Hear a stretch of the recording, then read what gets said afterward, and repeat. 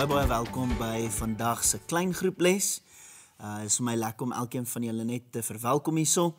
Ons het laasweek klaargemaak met ons Filippense reeks en ons begin vandag met 'n 3-weeks reeks genoem Kolossense.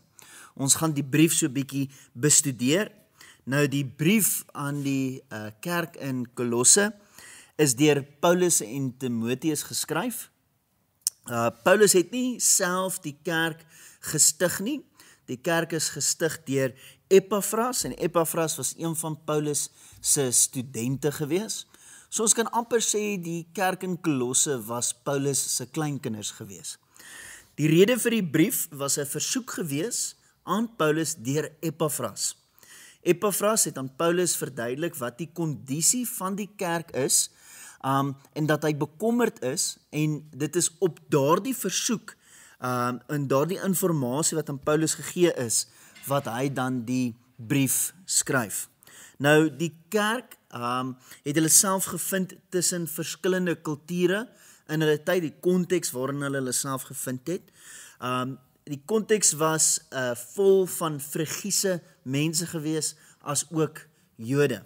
Nou, hierdie Frigiese mense was behep gewees met spiritualiteit en mystiese aspekte van die wêreld.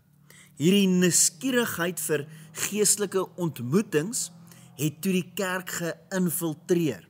En dit is daardie mystiese aspekte wat Epaphras bekommer het, en hy is toe dan na Paulus toe, en Paulus het die brief geskryf. Nou hierdie valse lerings het die gemeente beïnvloed op 'n negatiewe manier. Verkeerde informasie oor wie Jesus is, affekteer ons manier hoe ons optree. As ons die verkeerde idee het oor wie Jesus is dit onmoontlik vir ons om gehoorsaam te wees, want ons denkpatrone word ons gedragspatrone. Ek sê dit oor en oor, dan sê ek, ons gedragspatrone is 'n direkte indikasie van ons denkpatrone. As ons dan die verkeerde persepsie het oor wie Jesus is en waarvoor hy gekom het, waarvoor hy staan, as ons 'n verkeerde lering het oor dit, kan ons nie optree in 'n manier wat God tevrede stel nie. As ons nie as Christene moet ons seker maak dat ons die regte persepsie het oor wie Jesus is, sodat dit in ons dade aan ander mense bekend sal word. Nou, in hoofstuk 1 gebruik Paulus die waarheid om valse leringe te oorkom. Die strategie wat hy gebruik is die enigste manier wat ons as Christene kan gebruik om God tevrede te stel. In die hoofstuk skryf hy 'n gedig oor Jesus se godheid en sy genoegsaamheid. Ek lees vir ons hierso in hoofstuk 1 vanaf vers 15 tot 20. Dit sê, die seun is die beeld van die onsigbare God, die eersgeborene oor die skepping, want deur hom het God alles geskep, alles in die hemel en op die aarde, die sigbare en die onsigbare dinge, of dit koninklike of heersende magte, of owerhede, of gesagvorders is. Alles is deur hom en tot hom geskep. Hy het voor alles bestaan. Dit is belangrik dat ek in hierdie stukkie net vir julle verduidelik, dat die woordjie eersgeborene, in die heel eerste sin, beteken nie Jesus is die eerste geborene kind nie. In die Joodse tyd, 'n eersgeborene het die mag gehad oor 'n klomp dinge. So wat Paulus eintlik hierso vir ons probeer skryf, is dat Jesus, die een met al die mag, en dan gaan hy verder en hy verduidelik, hy is die sigbare van die onsigbare God. Hy is God homself. Hy verduidelik ook dat hy het al die mag oor koninklike en heersende magte. Ek gaan verder, hy sê so, hy het voor alles bestaan en in hom hou alles stand. Hy is die hoof van die liggaam, die kerk. Hy is die oorsprong, die eersgeborene uit die dood, sodat hy in alles die eerste plek kon inneem. Want God het dit goed gevind om die hele volheid in hom te laat woon en om deur hom alles, ja alles op aarde en in die hemel met homself te versoen, deurdat hy vrede gebring het deur sy bloed aan die kruis. So ons sien hierso hoe Paulus hierdie gedig gebruik om Jesus se godheid, maar ook sy genoegsaamheid te kommunikeer. Hy sê hierso, hierdie Jesus is die naam bo alle name. Hy is die eerstgeborene. Hy het al die mag. Hy gaan verder, dan sê hy, hierdie Jesus het God se volheid in hom laat woon. God het dit goed gevind om sy godheid binne in Jesus te laat woon. Dit beteken, Jesus is soveel God, net soos wat God die Vader God is. So hy is in homself God. Maar dan gaan hy verder, dan sê hy, maar weet jy wat beteken dit? Dit beteken in Jesus het ons 'n genoegsaamheid. Soveel so dat ons nie nodig het om te gaan soek vir ander aspekte om ons vol te maak nie. As ons waarlik besef wie Jesus Christus is, sal dit ons volmaak. En ons het nie nodig om ander mistiese en geestelike ontmoetings na te jaag nie, want Jesus is genoeg. Hy gaan verder en dan sê hy die volgende vanaf vers 21, hy sê, ook julle was voorheen van hom vervreemd. Ja, vyandig gesind teenoor hom, op grond van julle slegte dade. Maar nou het julle deur sy menslike liggaam met homself versoen, sodat hy julle deur sy dood heilig en sonder foute en onberispelik voor hom kan stel. Mits julle in die geloof bly, stewig gevestig en standvastig, sonder om weg te beweeg van die hoop wat die evangelie bring.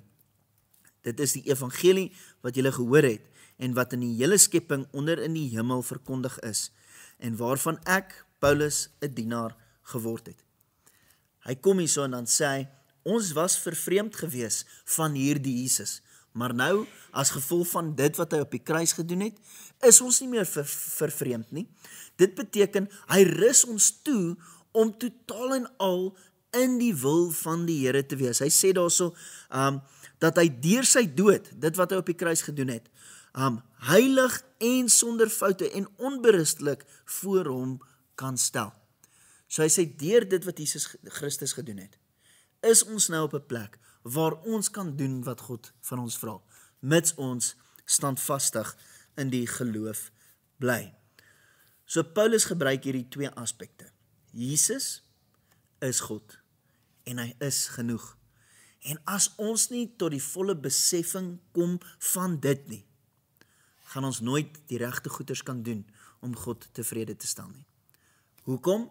Want ons persepsie oor wie Jesus is 'n direkte indikasie of gaan ons dade uitwys. As ons gaan soek na ander dinge in die wêreld om daardie leemte vol te maak, beteken dit ons het die verkeerde persepsie oor wie God regtig is. So Paulus kom en hy waarsku die kerk oor die gevare van verkeerde idees oor Jesus Christus en die verkeerde perspektiewe oor wie Jesus regtig is. Nou dit klink vir ons baie snaaks. Gryling, natuurlik is dit wat dit beteken. Maar ek wonder, hoeveel mense ken jy dalk wat hulle self behep hou met die Joodse tradisies, amper om vir God te wys, kyk wat doen ek. Dan is ons besig om nie te verstaan wat Jesus op die kruis gedoen het nie. Ek wil niemand ontstel nie, maar om te sê, ons kan nie vark eet nie, want die Ou Testament sê, ons kan nie vark eet nie. Dan verstaan ons nie wat Jesus eintlik kom doen het nie. Jy weet, Paulus sê op 'n ander plek, en dan sê hy, om vry te wees. Dis hoekom God ons vrygemaak het. Wat help dit, as ons sê, jy weet, die Here het ons vrygemaak, maar ons plaas weer hierdie juk op ons skouers. Dan dink ons nie, dit wat Jesus op die kruis gedoen het, is genoeg nie. Ek kan nou nie meer vark eet nie, want, jy weet, wat as ek vark eet en ek kom nie in die hemel nie? Dan maak jy staat op menslike vermoë en in plaas van dit wat Jesus gedoen het. In Filippense, toe praat ons daarvan, mense het staat gemaak op die besnydenis, op menslike tradisies. En dit was juist die verkeerde ding. Maar nie net in Joodse tradisies nie. Hoeveel mense hou hulle self besig met hierdie horoscopes, Jy weet, wat se horoskop? Nee, ek is 'n Taurus, of ek is 'n Leo, of ek is 'n Cancer. Hoekom hou jy jouself besig met hierdie goeters? Nee, want dit vertel my persoonlikheid, dan gaan ek myself beter verstaan, dan kan ek beter goeters doen op aarde. Nee, dis waar hierdie Frigiese mense, dis waar dit vandaan kom, is hulle het gekyk na hierdie sterrestelsels, en hulle het gegaan ook, toe ek gebore was hierdie sterrestelsel so, en as gevolg van dit is hierdie my persoonlikheid. Dan maak ons staat op menslike idees, en ons sal sien in hoofstuk 2, dan praat Paulus bietjie dieper hieroor. Maar sodra ons nie versigtig is oor buite gelowe se infiltrasie of se invloed op ons geloof nie, gaan ons nooit God tevrede kan stel nie. Nou, omdat dit die vyand se grootste plesier is om ons te verlei, soos wat hy gedoen het met Adam en Eva, gaan hy alles in sy mag probeer om ons van die woord van die Here af weg te hou, om ons te verlei met valse lerings. En hy doen dit deur, ek gaan net 3 punte noem, daar is 'n klomp verskillende maniere, maar ek gaan net 3 punte noem. Die heel eerste een is eisegese. Eisegese is om in die Bybel in te lees wat jy dink dit beteken. Nou, as ons eisegese, deur eisegese, die Bybel lees, is daar soveel verskillende vertalings as wat daar mense is. Jy kan nie in die Bybel lees wat jy dink dit beteken nie. Ons moet gaan soek, wat het die skrywer bedoel by hierdie stuk? Ek kan nie gaan, ek dink, dis wat hierdie stuk beteken nie. Ons moet vra, wat het die skrywer, wat het Paulus bedoel by hierdie stukkie? Want sodra ons nie 'n eksegese, wat die regte manier is van Bybel lees, as ons nie 'n eksegese manier van Bybel lees het nie, dan kan ons die Bybel manipuleer om te sê wat ons graag wil hê hy moet sê. En ons weet vandag, daar is baie kerke daar buite wat presies dit doen. Dis 'n gevaar. 'n tweede ene is 'n besige lewe. Daar's 'n so klein stukkie wat ek elke keer sê, as die duiwel jou nie kan stop deur sondes nie, gaan hy jou stoot deur om jou besig te hou, dat jy nie by die Bybel uitkom nie. Die vyand is konstant besig om jou te verhoed om by die Bybel uit te kom, want dit is die woord van die Here, die waarheid, wat ons inspireer om 'n lewe te lewe wat God tevrede stel. As ons nie in die woord is nie, dan is ons perspektief oor God verkeerd, dan kan ons hom nie tevrede stel nie. En dan laastens is valse profete. Op sosiale media is daar soveel mense wat vandag hard besig is om te praat oor wat die Bybel sê, met 'n verkeerde hermeneutiek op grond van hierdie vers. Nou, hermeneutiek is hoe ons 'n vers interpreteer, dat ons verstaan wat die skrywer wou sê, in plaas van wat ons dink het probeer sê. Ek het al mense gehoor wat 'n klomp verskillende dinge ondersteun, wat teen die wil is van God. Ek het al gehoor hoe mense die Bybel gebruik om dinge te ondersteun wat teen die wil is van God. Valse profete is daar, sosiale media, in kerke, in vriende, in familie. Ons werk is nie om hulle te oordeel nie. Ons werk is om sensitief te wees, dat wanneer ons nuwe inligting ontvang, dat ons, soos die Bereëns, dit gaan navors, dit gaan regtig probeer verstaan en vir Here te vra, Here, ek het hierdie inligting gekry, bevestig aan my of dit die waarheid is of nie. Hierdie is 3 maniere, maar daar is nog soveel ander om te na te vors. Nou, omdat ons geloof en ons gehoorsaamheid so groot geaffekteer word deur dit wat ons verstaan of ons perspektief, moet ons gelowiges moeite doen om intellektueel onsself te versterk. Nou, ek wil graag die belangrikheid kommunikeer van dit deur die volgende beeldspraak. Veronderstel jy vind jouself op 'n plek waar jy by die werk gepromote word na 'n bestuurder toe. Jy is 'n bestuurder van 'n groep mense, jy is dalk 'n regional manager, of jy's in die executives, of wat ook al dit is, jy vind jouself as 'n bestuurder, maar jy het nog nooit bestuur nie. Dis die heel eerste keer, jy was altyd deel van 'n span, en nou is jy, nou bestuur jy 'n span.